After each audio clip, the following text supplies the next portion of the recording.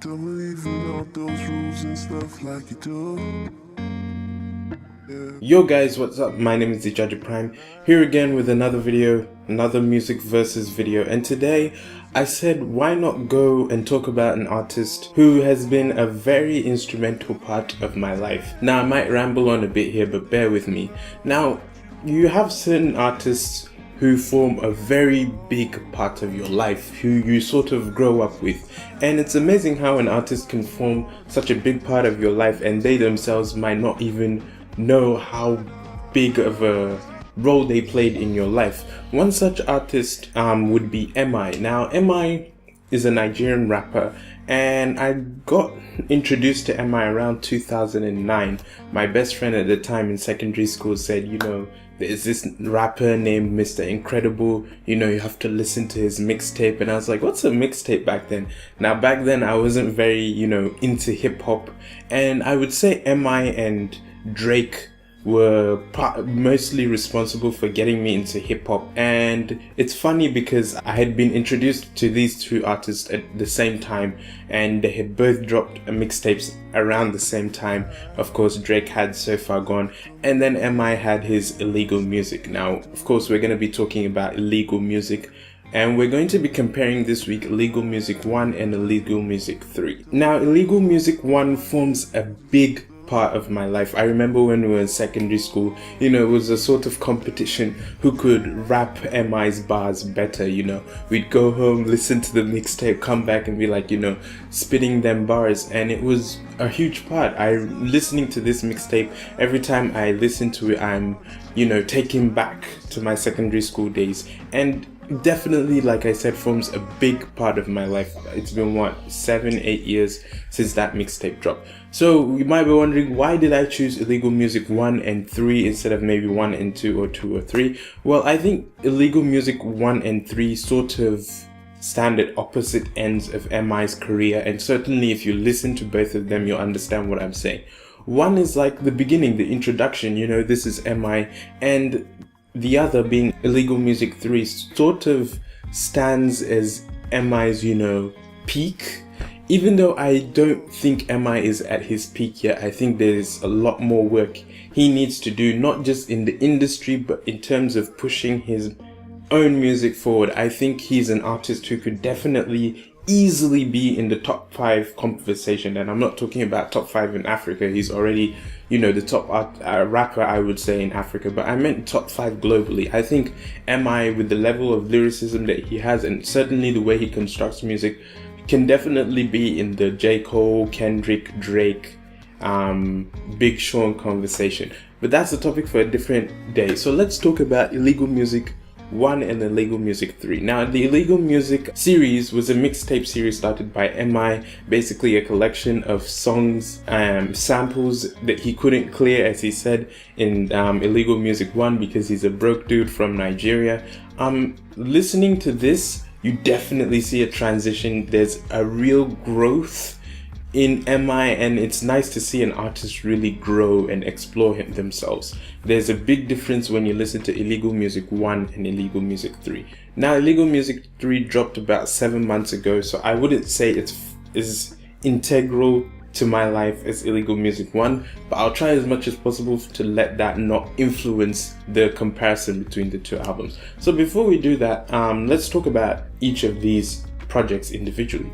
So Illegal Music 1 was released in 2009. It has about 14 songs, and basically I would say with this mixtape, it just was, you know, an illustration of MI's lyrical abilities. It was just MI spitting on, you know, various popular instrumentals and showing you that he had bars. Pen is where MI really, you know, tries and shows you how good he is with his words. And I think that was a befitting title, because it's the sample is literally saying, you know, I can paint a picture with the pen. And MI is talking about how vivid his lyrics can be, transitioning to Drop It Like It's Hot, which is rapped over the instrumental of Snoop Dogg's Drop It Like It's Hot.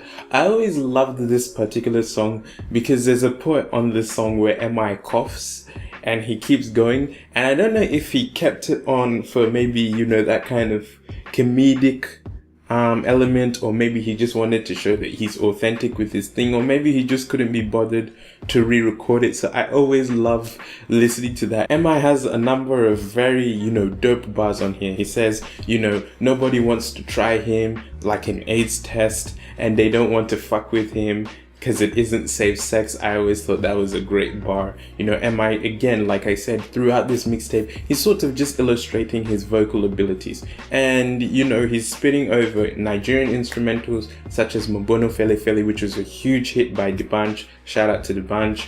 And also Western or, American instrumentals such as Kanye West Can't Tell Me Nothing, which is another favorite of mine off this mixtape. He has a number of interesting bars on this too. He said he must be under your skin like a Venus. The way he drops shit, he's such an anus. How could a genius be such an asshole?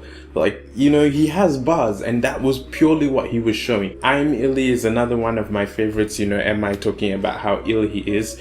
And this entire project, like I said, just illustrates MI's lyrical ability.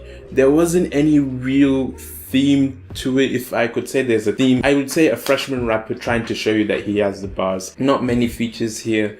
I don't know if Loopy Ballers was on this mixtape, but correct me if I remember. I think Loopy Ballers was on this mixtape, and MI featured Jesse Jacks, His Royal Highness in His Finest, and also featured Ice Prince and I think Khalid. So moving on to MI's Illegal Music 3. Now this, like I said, dropped 7 months ago. Now the tone on this album, and I can tell you there's an overall theme in this. The theme basically on this mixtape is like the feeling of maybe a father maybe passing on his legacy to a child, or a leader who feels like he's at the top, the very top. There's nothing else for him to do and it's time to pass on the baton. And that's basically the feeling you get with this mixtape. For me, it was sad listening to this when I really listened to it. On my initial, listen, I was like, this isn't as good as Illegal Music 1. But, when you listen to it, really, it kind of saddens me. This is someone who, like I said, has formed a big part of my life. And listening from the intro track, the finale, he's talking about maybe a conversation with his mom, how he's done everything he can and he's tried his best to guide the new generation. And he's not perfect, but he's tried his best. He's very somber, very reflective, very emotional sort of. And he also talks about how they're trying to label different acts within Nigerian music, indigenous rap and, bars and whatnot. And he also has an interesting line here. He says, give them bars to set them free, not to be imprisoned. I thought that was a nice bar. And the instrumental is very smooth, very lovely. Now, speaking of instrumental, a major difference between Illegal Music 3 and Illegal Music 1 is that on Illegal Music 1, there was no real tweaking of the instrumentals. You basically had the instrumentals the way they were, and you just, MI was just spitting over them. But on this, you see MI, sort of exploring and sort of ripping these instrumentals apart, putting his own elements, putting, certain skits or speeches or interviews onto these instrumentals to give it a more, authentic, individual and unique feel. So that's a major difference, speaking of instrumentals. Moves on to a song like Everything I Have Seen. Everything I Have Seen, this is the most important track on this entire project, in my opinion. And I would say also in MI's opinion, because so far it's the only track that he's released a video to. On this track, it's sort of more aggressive than the intro track. And MI has some very harsh words, which a lot of people have speculated are directed at a certain someone who sort of responded on his EP as well. However, on this actual song, MI has some very strong bars. Paper has turned the man against his maker. You started getting bread and you don't respect the baker. Niggas think I'm toast, but no, my bread is always buttered. So I won't go through this entire project because I will be doing a review of it. I know it's a late review, but I will be doing a review of it, and I'll leave a link in the description when the review is out.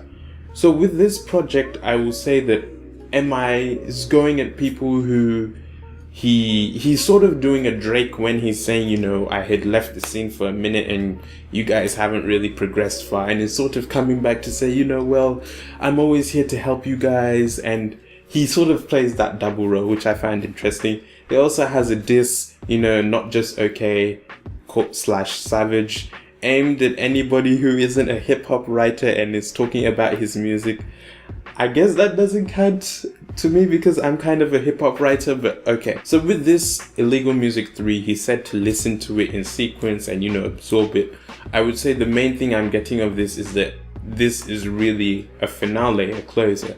While MI is stretching his hand to pass the baton to the new generation, he is still reminding them that, I'm still the boss and I can still come whenever I want and fuck shit up. While at first you don't get that impression, if you really listen to you come to understand that that's what he's saying. He's talking about some of the regrets he's had. He's talked about being a leader. He's talked about how Audu had trust in him and how he's grateful to Audu. Shout out to Audu, man. Thanking Audu for being there for him and supporting him. Thanking the fans for being there with him.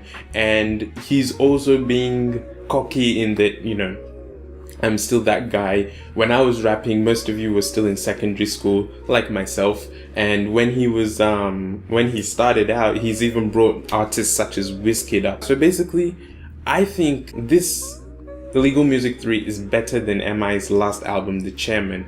And in my honest opinion, this feels more like a Chairman album than Chairman album itself. But that's a topic for a different day. So, comparing these two, I would start off with the production and instrumentation. With this Illegal Music 3, MI does a better job of it. He's not just ripping instrumentals and rapping over it. He is, taking this instrumentals, taking what he wants, interpolating interviews and so on and so forth. Now, I know you might say this is an unfair comparison because they're from two different eras, but I think they're the same series, so you can compare them. Now, with lyricism, that's kind of tough because, he has some great bars on both. I think it's a tie. On that, and this will be our first tie on this series. I think it's a tie when it comes to lyricism. I wouldn't say MI hasn't progressed on this. I would say that MI is just very witty. If you listen to both, you understand what I'm saying. He's just very witty. Maybe you could say that the double and triple entendres on Illegal Music 3 are more, and maybe give Illegal Music 3 a better shot, but I would say that Illegal Music 1 was more comedic, whereas Illegal Music 3, the bars were deeper and maybe more nuanced. So maybe Illegal Music 3, I don't know, for me it's a tie.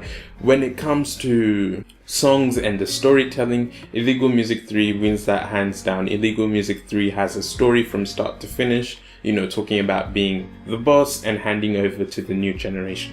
So, in summary, I would say while Illegal Music has been a great, series, Illegal Music 3 definitely is worthy of being the closer. It does a good job of finalizing everything. It does a good job of reflecting over MI's career, and it shows the progression of MI.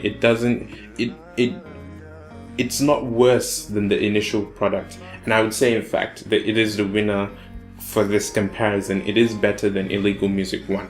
It is tough for me to say that because I'm a stan of the original Illegal Music. Like, I am a stan for that shit. And while I was listening to this, I was saying, no, it can't be better. But in my honest opinion and objectively speaking, Illegal Music 3 is better, has a better story, lyrics are deeper, has better production. I would say though that MI does a better job, in my opinion, on his mixtapes than he does on his albums. And I guess that has to do with he's freer to do what he wants on his mixtapes than he would be on his albums, and he just lets loose on his mixtape. Whereas on his albums, especially with his most recent album, and this is just my opinion, I know a lot of people would not agree with me, but I feel like his Chairman album had a lot of emphasis on a commercial appeal. That's just my opinion. Let me know what you guys think about Illegal Music, the series. Were you, rapping to Illegal Music, the original one, back in your secondary school days? What do you think of Illegal Music 3? I'll do a review of Illegal Music 3 and I'll be sure to leave that in the description when it's out. Be sure to check that out. And I'd like to say massive shout out to MI. Really was, and I mean this from the bottom of my heart, it really was an instrumental part of growing up, Illegal Music 1. And great project. Anyway, if you enjoyed this video, please leave a like. If you're new around here, why not click subscribe? My name is Jaji Prime. I hope you have a blessed day and I'll see you in the next video. Goodbye.